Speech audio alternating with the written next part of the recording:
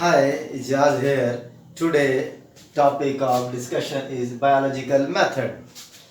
Uh, इंसान वैसे तो देखा जाए शुरू से ही इस तरीक़ेकार को इस्तेमाल करता रहा है किसी ना किसी तरीके से। अगर आप देखें जो फार्मर्स हैं हमारे, वो जो है वो फसलों को बोते हैं, फसल का काश्त करते हैं, बीज जो है ना वो बोते हैं, उसके बाद फसल जो है वो बनती है, वो तैयार होती है।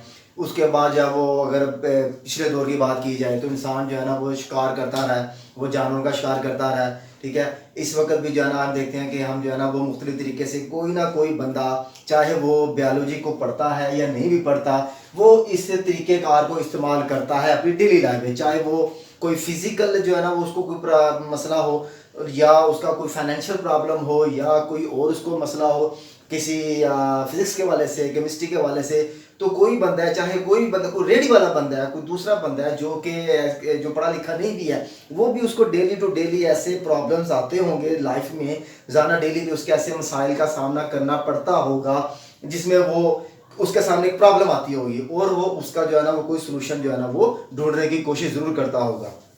तो इसी तरह जो है ना वो साइंस चूँकि जो है ना वो चली है, और उसके बाद जो है ना वो हम देखते हैं कि ये साइंस जो है वो इसका मतलब होता है नॉलेज या इल्म होता है। लेकिन साइंस होता है ये चूँकि एक बाकायदा सिस्टमेटिक नॉलेज है, सिस्टमाइज है, इसके अंदर बाकायदा एक स्टेप बाय स्टेप और एक सीक्वेंस के साथ जो है ना वो स्टेप्स को फॉलो करते हुए किसी भी मसले का हल ढूंढा जाता है। चाहे वो फिज़िक्स का इल्म हो, मतलब जो अगर हम देखें साइंस को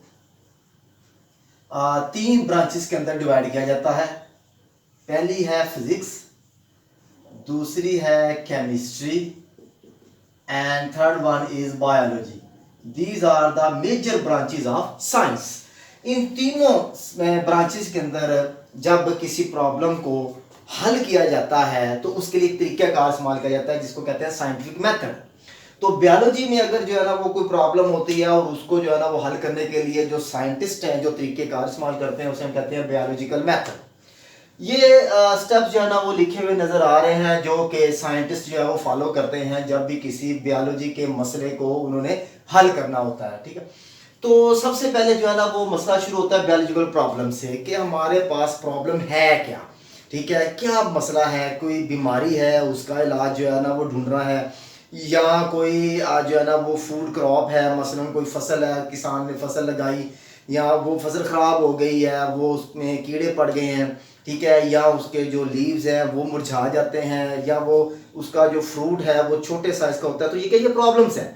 तो फिर वो साइंटिस्ट हैं वो इस प्रॉब्लम को रिकॉग्नाइज करेंगे, आइडेंटिफाई करेंगे। ठीक है, तो पहला जो स्टेप आता है वो सबसे पहला स्टेप क्या है, बायोलॉजिकल प्रॉब्लम के उसकी पहचान करने की असल में प्रॉब्लम है क्या, मसला क्या है, क्या वजह क्या है, क्या प्रॉब्लम है। ठीक है, तो पहला स्टेप जो है वो ये आ जाता है। उसके बाद ये जो है वो एरो का निशान जो है वो आ रहा है ऑब्जर्वेशन पे, कि सेकंड स्टेप जो होता है वो ऑब्जर्वेशन होता है कि वो साइंटिस्ट जो है वो क्या करते हैं, वो चीज़ों को ऑब्जर्व करते हैं। अब ऑब्जर्व जो है वो करना बेसिकली जो है ना वो 5 जो सेंसेस है हमारी, जिसमें जो है ना वो आई अपना ये क्या कहते हैं उसको, सीइंग यानी देखना है, उसके बाद टेस्ट करना है, उसके बाद जो है ना वो हेयरिंग है, उसके बाद टच करना है, और उसके बाद जो है ना वो क्या कहते हैं स्मेल करना। ये जो 5 सेंसेस है इससे हम डिफरेंट तरीके से जो ऑब्जर्वेशन जो हमारे इर्द गिर्द हो रही हैं, और हम जो है ना वो उनको इन सेंसेस के जरिए जो है ना ऑब्जर्व करते हैं। ऑब्जर्व करने के लिए ये सेंसेस इस्तेमाल करते हैं। और जब हमारे पास ये जो ऑब्जर्वेशन होती है बुनियादी तौर पे जो दो तरह की जो होती है, एक होती है क्वालिटेटिव, दूसरी होती है क्वांटिटेटिव। क्वालिटेटिव ऑब्जर्वेशन जो होती है जिसके अंदर से हमने क्वालिटी देखनी है कि कोई चीज़ अच्छी है या बुरी है। जैसे कि बुक के अंदर जो एग्जांपल दी हुई है कि मसलन जो है ना वो एक जो बंदा है वो कहता है कि ये पानी जो है वो, ये जो पानी है इतने जो है वो ठंडा है बनिस्बत दूसरे पानी के। या हम कह सकते हैं कि जो वाटर है वो उसका जो वज़न वो भारी होता है। 1 लीटर अगर वाटर है वो भारी है बनिस्बत 1 लीटर एथानॉल के। तो अब ये क्या है, ये क्वालिटेटिव ऑब्जर्वेशन है जिसमें जो मालूमात है वो इतनी ज़्यादा क्लियर नहीं होती, जिस वो जो है ना वो इतना अथेंटिक नहीं होता और इतनी क्लियर मालूमात नहीं होती। जबकि जो क्वांटिटेटिव ऑब्जर्वेशन होती है ये ज़्यादा एक्यूरेट होती हैं, ज़्यादा जो है वो अथेंटिक होती हैं, क्योंकि इसके अंदर जो है ना वो चीज़ों को मेजर कर लिया जाता है, क्वान्टिफाई ठीक है ना। जैसे कि वर्ड निकला है क्वांटिटेटिव, मींस क्वांटिफाई कर देना, हम चीज़ों को क्वांटिटी दे देते हैं, नंबरिंग दे देते हैं कि नंबरिंग कितनी है, ठीक है। लेट्स सपोज हम कहते हैं कि जो पानी है उसका फ्रीजिंग पॉइंट जो है वो कितना है, पानी का जो है वो फ्रीजिंग पॉइंट वो कितना है 0 डिग्री सेंटीग्रेड है, और पानी का जो बॉइलिंग पॉइंट है वो कितना है 100 डिग्री सेंटीग्रेड है। देन हमने इनको क्या किया, हमने इनको क्वांटिफाई कर दिया कि पानी जो है वो इतने पे फ्रीजिंग होता है, इतने पे बॉइलिंग पॉइंट होता है, ठीक है। इसी तरह जो है वो दूसरी जो एग्जांपल है जिसमें जो है ना वो अल्कोहल है, अगर हम कह दें कि जो पानी है 1 लीटर उसका वजन जो है वो 1000 ग्राम होता है, और जो 1 लीटर एथेनॉल है उसका वजन 780 या 7 इतना तक जो है ग्राम होता है, तो चीज़ें जो है ना ज़्यादा क्लियर हो जाती हैं, ठीक है। तो सेकंड जो है वो स्टेप होता है ऑब्जर्वेशन का। उसके बाद क्या होता है कि ऑब्जर्वेशन के बाद जो है ना वो थर्ड स्टेप क्या आ जाता है, हाइपोथेसिस।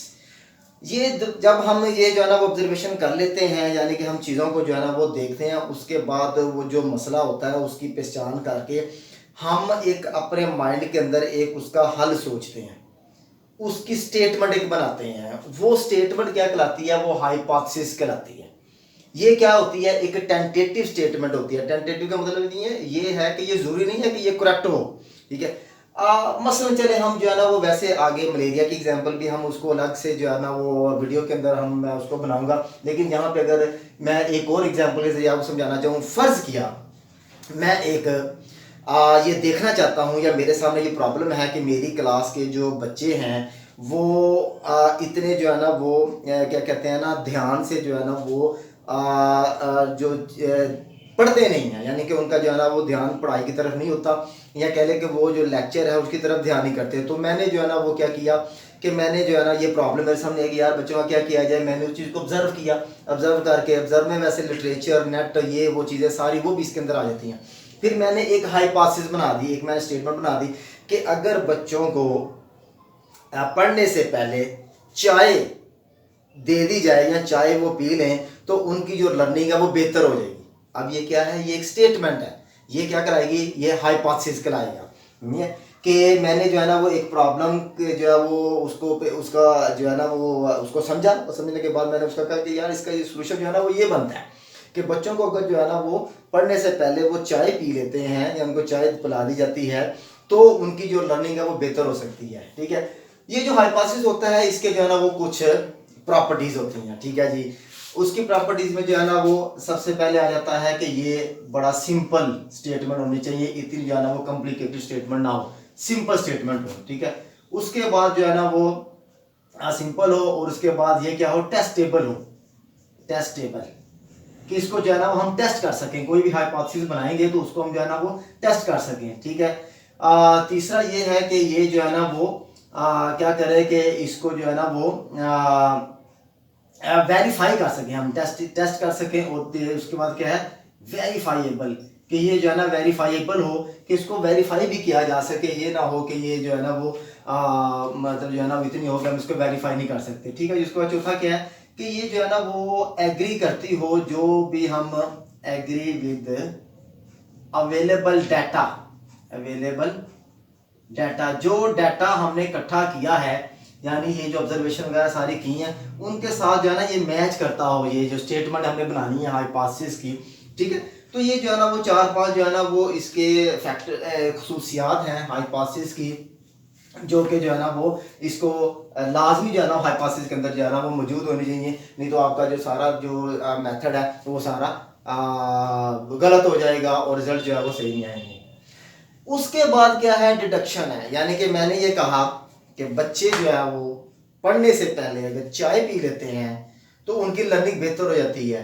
तो इसका आउटकम डिडक्शन जो है वो क्या होना चाहिए, अगर डिडक्शन में क्या है, लॉजिकल आउटकम, लॉजिकल कॉन्सिक्वेंसेस, के इसका मतलब ये है कि जो बच्चे चाय जो है वो पी लेंगे उनकी जो लर्निंग जो है वो बेहतर होनी चाहिए। इफ़ अगर हम बच्चों को चाय दे देते हैं देन तब उनकी जो लर्निंग है वो बेहतर हो जाएगी। ये स्टेप क्या कहलाता है, डिडक्शन कहलाता है। क्या करो, ये एक्सपेरिमेंट करो, ये एक्सपेरिमेंट है। एक्सपेरिमेंट जब हम क्या करेंगे, बच्चों को जो है वो चाय देंगे, ठीक है। अब एक्सपेरिमेंट के अंदर जो है ना यहाँ पे हमेशा जो है वो 2 ग्रुप्स बनाए जाते हैं, एक को कहते हैं एक्सपेरिमेंटल ग्रुप, दूसरे को हम कहते हैं कंट्रोल ग्रुप। एक्सपेरिमेंटल ग्रुप वो ग्रुप होता है जिसमें हमने वेरिएबल को टेस्ट करना है, और कंट्रोल ग्रुप वो होता है जिसमें हमने वेरिएबल को टेस्ट नहीं करना। जितने भी जो है वो सारे पैरामीटर, सारा जो सेट पैटर्न है वो दोनों का सेम होगा, सिवाय उस वेरिएबल के जिसका इफेक्ट हमें चेक करना है। अब यहाँ पे हमने किसका इफेक्ट चेक करना है? चाय का। चाय के अंदर कैफीन होती है, ठीक है, चाय का या कैफीन का इफेक्ट हमें चेक करना है। तो मैंने क्या किया, मैंने जो है ना वो 2 ग्रुप बना ले, यानी कि अपने क्लास के जो बच्चे हैं, मसलन फर्ज किया मेरी क्लास के जो बच्चे हैं वो 100 जो है ना वो टोटल जो है वो पॉपुलेशन है, ठीक है। मैंने क्या किया कि 50 जो है वो एक ग्रुप बना दिया, 50 का जो है वो दूसरा ग्रुप बना दिया। ये जो 50 का ग्रुप है ये एक्सपेरिमेंटल ग्रुप, इसको क्या की जाएगी, इसको जो है ना वो टी दी जाएगी, ठीक है, ये टी जो है अप्लाई जाएगी। ये जो 50 ग्रुप है ये कराएगा कंट्रोल ग्रुप, ठीक है, इसको जो है ना वो टी नहीं दी जाएगी, ठीक है जी। टी का काम इनको जो है वो नहीं दी जाएगी, ताकि हम देख सकें कि क्या हमारा ये जो वेरिएबल है इसका इफेक्ट होता भी है या नहीं होता, ठीक है। ये एक्सपेरिमेंटल ग्रुप आ गया, कंट्रोल ग्रुप आ गया। एक्सपेरिमेंट हमने किया, एक्सपेरिमेंट करने के बाद हमारे पास जो है वो क्या आ गया, अब हमने एक्सपेरिमेंट करने उसके रिजल्ट आने हैं कि एक्सपेरिमेंट के क्या रिजल्ट आए हैं। तो हमने ये देखा कि जो बच्चे थे जिनको जो है ना वो पढ़ने से पहले चाय दी गई थी, उनका जो लर्निंग का लेवल है वो बढ़ गया, उनकी कंसंट्रेशन स्पैन बढ़ गया, वो ज़्यादा कंसंट्रेट होकर जो है उन्होंने स्टडी की है और उनका जो लर्निंग का लेवल जो है बेहतर हो गया। तो ये क्या आगे रिजल्ट्स आगे, इसका मतलब है कि मेरा जो बनाया हुआ हाइपोथेसिस है वो क्या हो गया, ट्रू हो गया, ठीक है।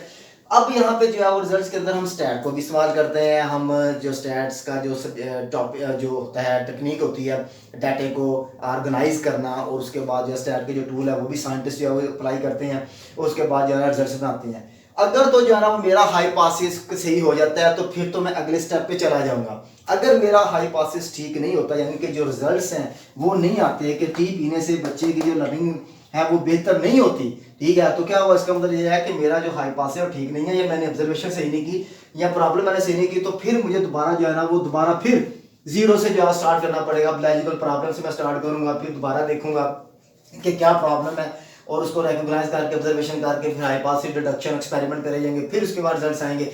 जब तक हाइपोथेसिस जो है ना वो नहीं होता तो ये जो रिजल्ट्स हैं ये ऑथेंटिक जो है वो नहीं गिने जाएंगे, ठीक है। उसके बाद रिजल्ट्स अगर सही आ जाते हैं तो फिर हम क्या करते हैं, रिपोर्ट करते हैं, साइंटिस्ट उसको जो है ना वो अखबारात के अंदर, मैगजीन के अंदर, लिटरेचर के अंदर, आर्टिकल्स के अंदर, सेमिनार्स होते हैं यूनिवर्सिटीज़ के अंदर, ठीक है, उनके अंदर जो है ना अपनी जो रिसर्च होती है उसको जो है ना वो दिखाते हैं, दुनिया को, लोगों को दिखाते हैं कि मैंने ये काम किया है। तो बाकी जो साइंटिस्ट है वो उसको पढ़ते हैं, ठीक है, और उसको जो है ना वो बेहतर जो है ना वो मतलब वो उसको जो है ना देखते हैं कि ये इसके अंदर जाओ क्या है। अगर वो जो बंदे का काम है, रिजल्ट्स है, वो मज़ीद जो साइंटिस्ट हैं उसी हाइपोथेसिस को वेरीफाई करते हैं। मसलन फ़र्ज़ किया मैंने जो है ना वो मैंने जो एक्सपेरिमेंट किया है वो किया है क्या कहते हैं जी उसको, फर्स्ट किया 9th क्लास के बच्चों पे, किसी और साइंटिस्ट ने किसी और जगह पर वही एक्सपेरिमेंट किया है 6th क्लास के बच्चों पे, किसी ने किया 7th क्लास के बच्चों पे, किसी ने किया 8th क्लास के बच्चों पे, रिजल्ट जो है वो सेम आए, यानी कि हमने हाइपोथेसिस को दोबारा एक्सपेंड किया, मजीद हाइपोथेसिस बनाए, उनको वेरीफाई किया। जब मजीद जो है वो हाइपोथेसिस के ऊपर भी ये जो है ना वो ये जो मेरे हाइपोथेसिस था वो साबित हो गया, तो फिर हम क्या करेंगे, वो जो हाइपोथेसिस होगा यानी कि जो स्टेटमेंट बनाई होगी वो क्या बन जाएगी, थ्योरी बन जाएगी। यानी कि थ्योरी जो है वो जब हाइपोथेसिस, जब मजीद ज़्यादा हाइपोथेसिस के ऊपर जो है ना वो पूरी उतर आए, वो हाइपोथेसिस पूरा उतर आए मजीद उसके ऊपर, तो वही जो स्टेटमेंट है वो क्या बन जाती है, थ्योरी बन जाती है, ठीक है। थ्योरी के बाद जो है ना वो क्या है कि जब अब मजीद उसके अंदर जो है ना वो और वेरिफिकेशन की जाती है, और मजीद हाइपोथेसिस जो है ना अप्लाई किए जाते हैं, और ग्लोबली जो है ना वो एक चीज़ मुख्तलिफ जो है ना वो साइंटिस्ट उसको पूरी दुनिया के अंदर जो है ना वो चेक करते हैं, एक्सपेरिमेंट करते हैं, ठीक है। उसके बाद वो अगला स्टेप में थ्योरी जो है वो कहाँ पे चली जाती है, लॉ बन जाती है या प्रिंसिपल बन जाता है, ठीक है। जैसे बायोलॉजी के अंदर जो है ना वो प्रिंसिपल ये जो हार्डी-वेनबर्ग का प्रिंसिपल है, मेंडल्स के लॉ है, मेंडल्स लॉ ऑफ सेग्रीगेशन और Mendel's law of independent assortment है। बायो के अंदर जो है ना ये 2 ही लॉ हैं, लेकिन इसके अंदर न्यूटन्स के लॉज हैं। लॉज जो होते हैं वो यानी कि कह लो कि नॉन जो है ना वो चेंजेबल होते हैं, उसको जो है वो चेंज नहीं किया जा सकता, वो प्रिंसिपल अब जो बन गया, ठीक है। तो इस तरह करके जो है ना वो हम साइंटिस्ट जो होते हैं इन स्टेप्स को फॉलो करते हुए किसी भी प्रॉब्लम का सोल्यूशन फाइंड करते हैं। कोई मेडिसिन डिस्कवर करनी है, कोई मेडिसिन बनानी है, कोई पेस्टिसाइड का असर देखना है, कोई जो है ना वो इन्वायरमेंट के अंदर कोई केमिकल है उसका जो है ना वो प्रॉब्लम ढूंढना है तो इसी तरीक़ेकार को इस्तेमाल किया जाएगा। तो इसके बारे में कोई क्वेश्चन हो तो आप लोग काइंडली जो है वो कमेंट करके मुझसे पूछ सकते हैं। Thank you very much.